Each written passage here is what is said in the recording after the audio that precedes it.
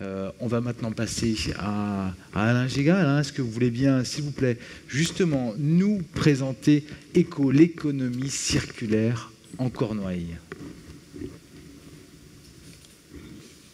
Ah, ça va s'allumer. Ouais. Non?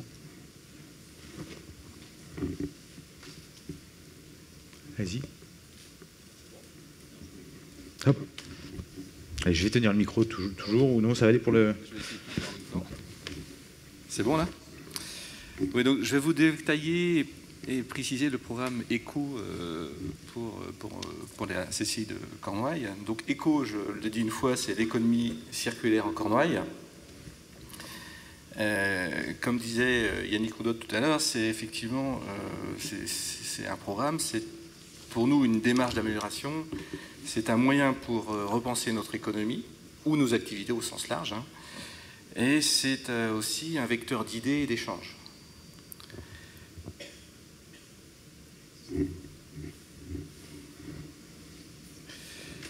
Donc on a construit ce programme autour d'objectifs économiques.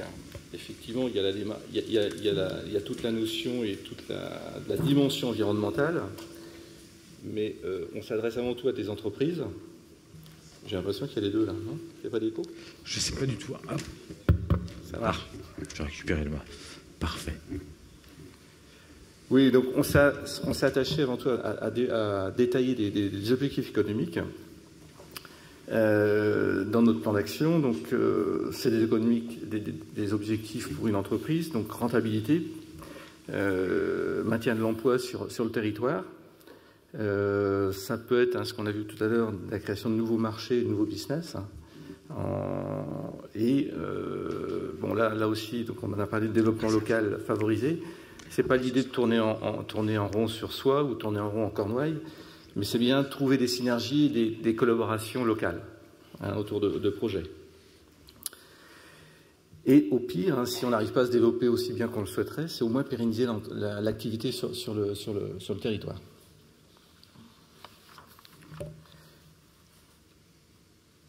Alors l'ECO c'est un programme pilote, hein, c'est ce que Jean-François Garec nous a précisé tout à l'heure. Donc c'est porté par la CCI Cornouailles, Quimper-Cornouailles, et on est pilote pour la CCI Bretagne, hein, qui doit développer à son échelle un programme beaucoup plus vaste et beaucoup plus ambitieux. Il n'empêche que, effectivement, nous on a démarré puisque ce programme au niveau de la Bretagne n'était pas encore prêt et on voulait démarrer assez vite. Alors, l'économie circulaire, on a essayé de trouver une définition. Alors, je ne sais pas d'où elle sort, celle-là, peut-être Wiki ou quelque chose comme ça. C'est un système assez général, c'est une définition générale, et il était, pour nous, ce qui était intéressant, c'est de l'appliquer à notre territoire, donc à la Cornouaille. Donc, on a pris différentes options, enfin, différents critères. Donc, la position géographique de la Cornouaille était un point important à prendre en compte. Les secteurs d'activité aussi en Cornouailles, hein, Jean Livreau a parlé du terroir, et effectivement, on n'existe que par ce qui s'est passé sur notre territoire. Donc chez nous, il y a une forte proportion d'agroalimentaire, d'agriculture, mais aussi de pêche. Et dernier point, c'est ce qui a construit notre programme, c'est le profil de nos entreprises. Hein, on est sur un territoire, somme toute, compact. On n'a pas non plus de gros industriels dans notre secteur, donc il fallait adapter aussi notre programme au profil des entreprises qui sont avec nous. Alors, j'ai pas 4 races, moi, j'ai 4 cercles qu'on va développer ensuite. Et c'est ce que vous allez retrouver en fait dans ces 4 cercles. Vous allez retrouver en fait tous les thèmes qui ont été abordés auparavant. Donc on va parler d'éco-conception, donc c'est un cercle. Le cercle de la matière, qu'on a appelé les 4 R, encore un 4, je ne sais pas pourquoi. Les synergies locales et la transition énergétique. Alors, concernant le premier cercle, donc l'éco-conception et l'économie de la fonctionnalité, je vais présenter maintenant le programme qu'on va apporter en termes d'action auprès des entreprises et au niveau du territoire. On est en mesure d'établir aujourd'hui des diagnostics en conception de produits et de services auprès des entreprises qui souhaitent voir un conseil. L'objectif, effectivement, c'est de réduire nos consommations de premières et de ressources, mais aussi de réinventer parfois des business models. Donc ça peut être des nouveaux produits, des nouvelles activités. Ça peut être aussi, en termes de marketing, de repenser l'accès au marché. Ça peut être aussi donc changer aussi les modes de commercialisation. Donc en termes de fonctionnalité, on voit très bien ce que fait aujourd'hui Bolloré avec la voiture. On est tout à fait dans cet esprit-là. Mais ce qu'a fait Bolloré pour la voiture, à la limite, tout le monde peut penser à changer en fait son service ou changer la vente de son produit. Ensuite, deuxième cercle, c'est l'écologie industrielle et territoriale. C'est quelque chose d'assez... c'est un sujet assez dense qui me concerne, enfin, qui impacte complètement le territoire. On s'est inspiré de ce qui existe déjà, on n'a pas tout réinventé, et on a pris exemple sur ce qui se passe sur la CCI de Montauban, qui travaille sur ce sujet-là depuis 6-7 ans. Ils ont monté avec l'ADEME un logiciel en fait qui donc établit tous les flux des entreprises. Donc c'était au départ destiné aux entreprises, donc ça va être les flux matières, ça va être les flux produits, ça va être les flux déchets aussi. Donc ils ont cartographié tout le territoire et avec ça, donc ça devient une source d'information terrible pour qui veut utiliser ça. On a eu l'exemple des entreprises là, sur le Morbihan là, qui fabriquent des lames de terrasse. On est exactement dans ce schéma-là. Donc nous, on a acquis, ou on va acquérir bientôt, parce qu'il n'était pas encore disponible, ce logiciel, et on va commencer à travailler sur la Cornouaille, sur ce sujet. Donc c'est important, puisque les collectivités territoriales et la Chambre d'agriculture va être concernée, la Chambre des métiers peut être concernée, etc. Donc l'idée, c'est quand même d'avoir une information locale, territoriale, et d'y abonder, quoi. Donc ces bilans de flux seront faits lors des visites de nos conseillers entreprises, en fait.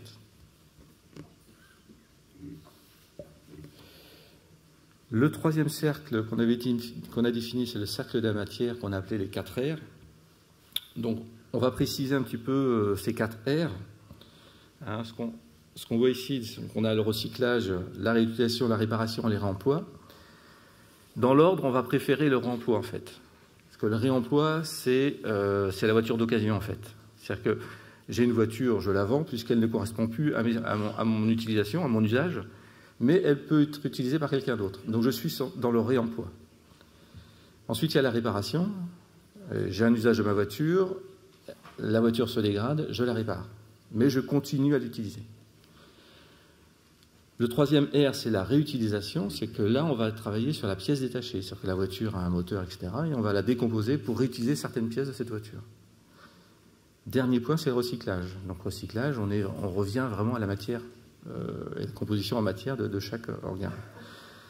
Ce qui est important par là, c'est qu'avant d'aller au recyclage, il faut vérifier qu'on ne peut pas réutiliser, on ne peut pas réparer, et on ne peut pas réutiliser certaines parties du produit qu'on utilise. En fait, il y a un ordre d'usage, en fait. Je prends l'exemple du bois. On parlait de meubles en bois tout à l'heure. Avant que le bois devienne un combustible, il est peut-être préférable de le broyer et d'en faire des lames de terrasse ou des panneaux de particules. Donc il y a un ordre à trouver dans la réutilisation des matières premières, avant que ça soit un déchet réutilisé pour de l'énergie, par exemple. Donc là aussi, nos conseillers établiront avec des entreprises des diagnostics déchets. Et on pourra aussi aider et accompagner les entreprises sur ces projets-là, justement, pour trouver des filières ou trouver des solutions. Il est bien évident que plus on trouve une solution locale, mieux c'est et moins ça coûte cher. Dernier point sur ce cercle, c'est qu'on va relancer la bourse aux déchets. Donc c'était une bourse qui était nationale à une époque, qui n'a pas été efficace, on va dire. Et nous, on va relancer cette bourse aux déchets au niveau du territoire. Quatrième cercle, c'est la transition énergétique dont tout le monde parle. Nous, à notre échelle, donc, ce qu'on propose, c'est de réaliser aussi des diagnostics énergétiques pour les entreprises et donc d'analyser avec leur consommation, leur contrat, leur approvisionnement. On pense aussi créer, comme ça existe dans l'agroalimentaire ici en Cornouailles, avec Kialis, créer un club entreprise énergie. Et donc développer via l'IRTEC un centre de formation qui seront à même de former des entreprises, les entrepreneurs et aussi les employés sur les nouvelles techniques, soit du bâtiment, soit du comptage d'énergie, soit donc voilà. Donc l'IRTEC est tout à fait capable de développer des nouvelles formations adaptées à ces nouveaux métiers ou à ces nouvelles fonctions. Alors, notre programme, comment on va l'animer? Parce que c'est fondamental. D'abord, on va lancer une lettre d'information, un emailing, une newsletter qui sortira tous les deux mois. La première doit être diffusée ce mois-ci, enfin le mois prochain, parce que c'est à partir de demain. Donc sur cette lettre, vous trouverez l'actualité d'entreprise sur le sujet, des infos sur des appels à projets, parce qu'il se passe beaucoup de choses au niveau de l'Europe et on n'a pas forcément l'information en direct. Donc des appels à projets sur un certain nombre de sujets qu'on pourra nous relayer dans cette newsletter. Des témoignages d'entreprises, comme on a eu aujourd'hui avec Iprema, Armorlux ou Keros. Aussi, on va faire de la veille pour vous, parce que c'est fondamental aussi de savoir ce qui se passe, et donc de la veille et aussi donner des informations sur les publications qui ont lieu, et préciser notre agenda éco pour vous donner l'information justement sur ce qui va se passer. On souhaite maintenir le temps fort annuel, donc cette réunion qu'on a aujourd'hui, c'est un temps fort, et on souhaite avoir une réunion tous les ans sur le même sujet, qui évoluera forcément, puisque entre aujourd'hui et dans l'année prochaine, effectivement, il va se passer un certain nombre de choses, donc le contenu changera certainement.